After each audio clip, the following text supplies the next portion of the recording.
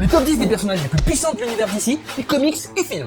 Donc la première fois j'avais commencé avec un top 10 des personnages les plus puissants de l'univers de Marvel, et dans les commentaires vous avez été énormément à me demander de faire la même chose mais sur l'univers de DC. D'ailleurs il y a plein de personnes qui étaient pas d'accord avec ton top aussi. Oui, effectivement, et d'ailleurs pour celui-là ça va pas changer. Puisqu'on commence à la 10e place avec le personnage The Flash, qu'on peut voir dans la série, dans les films et dans les comics. Et ce qui va vous déplaire avec le personnage de Flash, c'est qu'avant d'arriver à ce top, j'en ai fait plusieurs autres. Et sur tous ces autres tops, Flash était toujours devant Superman. Donc là ça veut dire qu'à la 11e place on était censé avoir Superman. Mais ma parole, ils vont rêver, il est éclaté ton top. Alors je te rassure, mais j'ai eu exactement la même réaction que vous. Puisqu'effectivement quand on regarde le film de la Snyder Cut, on nous présente Superman comme un dieu vivant. Et Flash à côté, bah c'est juste un intello. Alors je joue de l'alto, je fais du web design. Ouais. Sauf que, rappelez-vous, toujours dans le film de la Snyder Cut, au moment où les boîtes mères font l'unité et qu'elles explosent, on a pu s'apercevoir que Superman a littéralement été désintégré. Alors que Flash, avec sa vitesse excessivement cheatée, il a réussi à remonter le temps. Puisque pour ceux qui ne le savaient pas, la vitesse de Flash vient de la vitesse pure. Vitesse pure qui, dans l'univers de DC, est une entité cosmique. Ce qui fait qu'il a des capacités cheatées. Alors, avant de découvrir la 9e place, si ce genre de vidéo te plaît et que tu veux me soutenir,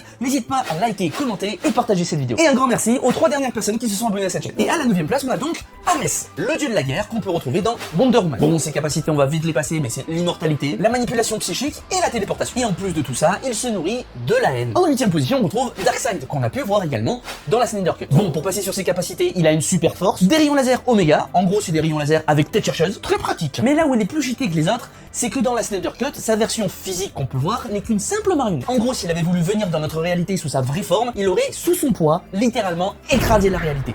Voilà. Alors lui, on peut dire qu'il est balèze. Oui. En 7e position, on retrouve le Batman qui rit qu'on peut voir dans le comics Death Metal. Alors, le Batman qui rit est un fameux mélange entre Bruce Wayne, le Joker, et le Docteur Manhattan. Au niveau des faits d'armes les plus impressionnants qu'il ait pu réaliser, c'est le fait de pouvoir briser des dimensions en un nu et d'avoir créé son propre multivers cauchemardesque. Et il a un petit surnom sympa, le Darkest Knight. En 6e position, on retrouve le Docteur Manhattan, qu'on peut retrouver dans le film Watchmen. Bon, lui, pour essayer de comprendre ce que c'est un concept. Voilà. Le gars est capable de voir le passé, le présent et le futur simultanément. Voilà. Essayer de l'atomiser et se reconstituera atome par atome tout seul. Donc il est littéralement imbutable et il n'a aucune limite biologique. Il est capable de faire tout ce qu'il veut. Il est bien cheaté, lui. Et c'est le cousin des fronts, parce qu'il est bleu, c'est ça? C'était pas drôle. Ouais. En 5e position, on retrouve l'Anti-Monitor, qu'on peut apercevoir dans les séries du Arrowverse. Lui, son dada, c'est de bouffer les réalités, tout simplement. Il a la capacité de manipuler l'antimatière et d'absorber l'énergie des unités. Faut pas le faire fait, quoi. Absolument. En 4e position, on retrouve Cosmic Armor Superman. Alors, pour aller au plus simple, le Cosmic Armor Superman n'est pas un Kryptonien, n'est pas un Superman, c'est une machine. Machine qui a été créée par la race des Monitors, comme l'Anti-Monitor. Et à l'intérieur de cette machine, il y a la conscience de Superman, Clark Kent, et de Ultraman, son double maléfique. Et le petit truc qui fait que ce Cosmic Armor Superman est cheaté au possible, c'est que quel que soit l'ennemi qu'il en fasse, il s'auto-adapte pour être plus fort que lui. Alors pourquoi elle est pas premier? Parce que malgré cette capacité, il reste encore beaucoup plus badass que lui. Mais ça, je suis désolé, vous allez le voir dans la partie 2. Oh non.